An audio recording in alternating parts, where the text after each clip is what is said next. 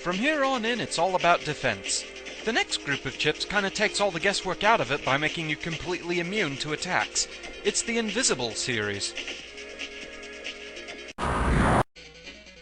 The Invis family of chips makes you ghostly, and thus immune to enemy attacks.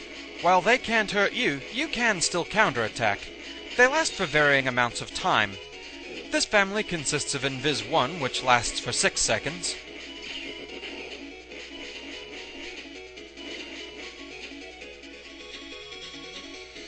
Invis 2, which lasts for 8 seconds,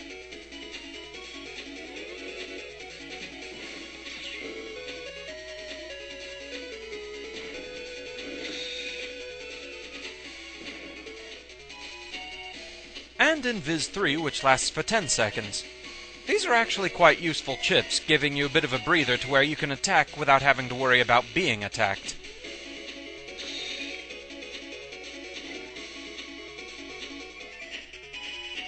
Now there are two other chips that grant invisibility status, but work a little bit differently. The first of these is Drop Down.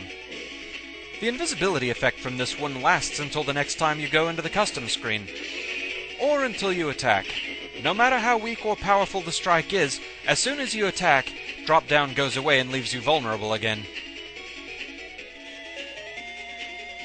And then there's Pop-Up. This one also has invisibility that lasts all the way until the next time you go into the custom screen, but there's a big difference. With this one, you can attack during it. You're only vulnerable during the duration of your attack. So once you exhaust your battle chips, if you're comfortable just fighting with the Buster, Pop-Up can last as long as you want it to.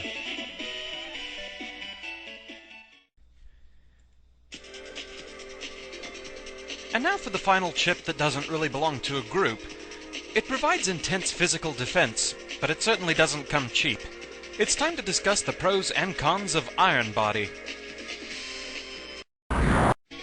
So next up we have Iron Body. For a period of 30 seconds, this severely boosts your defense. However, it comes at a terrible price. You cannot move as long as Iron Body is in effect, so for 30 seconds, you're a sitting duck, albeit a metal one. You can, however, still fight. You can use the Buster and even other battle chips if you have them. The defense boost, I'm really not sure what kind of calculation there is. That Metar's attack normally does 20 damage to me, but with Iron Body, it does 3. Billy's Thunder attack does 50, but with Iron Body, it's reduced to 7. So yeah, I'm really not sure what the ratio is there.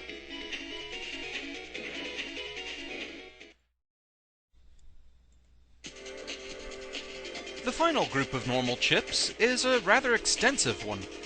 These ones surround you with various protective shields. It's the Barrier family. So first up is Barrier. This one surrounds you with a blue shield that protects you from one single attack. After you get hit once, the barrier goes away, but it completely defends against that attack no matter how weak or strong. Then there's the Bubble Wrap family of chips. These ones surround you with a bubble shield that, like Barrier, defends you from one hit and then goes away, right? Not quite. This is a shield that sticks with you. It keeps coming back. Since it's aqua-based, the only thing that can actually destroy it outright is an elect-based attack. Those will get right through, hurt you, and the Bubble Wrap will not come back. Each different level of Bubble Wrap repairs itself at a different rate. There's Bubble Wrap 1, which has the slowest repair rate.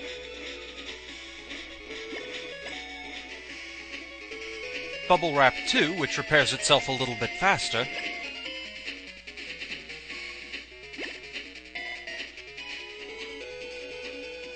And finally there's Bubble Wrap 3, which heals itself even faster. One thing to note about the Bubble Wrap chips, since the bubble pops so easily, it's really not too good against multi-hitting attacks like Lock-On. However, as a returning shield, it's actually quite useful.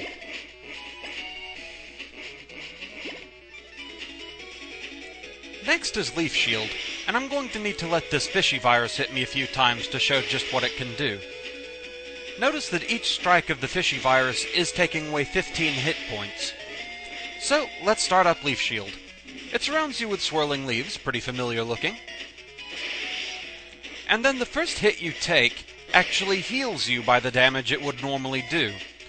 Note that it is wood element, so it will not work at all against heat element attacks. They'll just hit you like normal. And then there are the aura chips. These ones surround you with a protective barrier that stays in place until it gets hit with an attack that does at least the damage shown on the aura.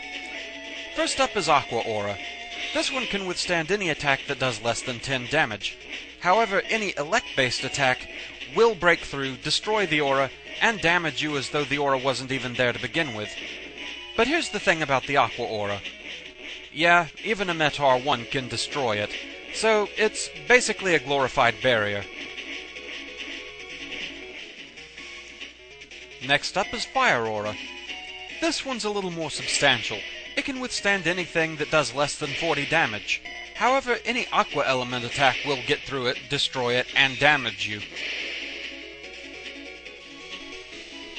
Next is Wood Aura. This one has a little more staying power, able to withstand anything up to 80 damage.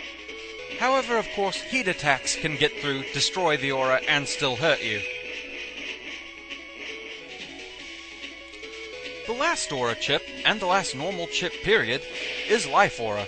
This one can withstand anything up to 100 damage. It also has no elemental weakness, so there's nothing that can break through this and hurt you. The thing is, 100 damage, it can rack up faster than you think it will. Even the first version of the Billy viruses can do that much damage to you, which is kind of surprising, really.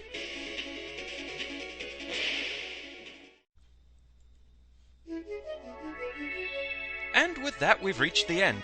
All 127 standard battle chips demonstrated. It was kind of interesting to work on this project, because a lot of these chips I'd never actually tried using before now. So it was interesting to see what they all do. Hopefully the demonstrations were entertaining, informational. Hopefully you enjoyed seeing them.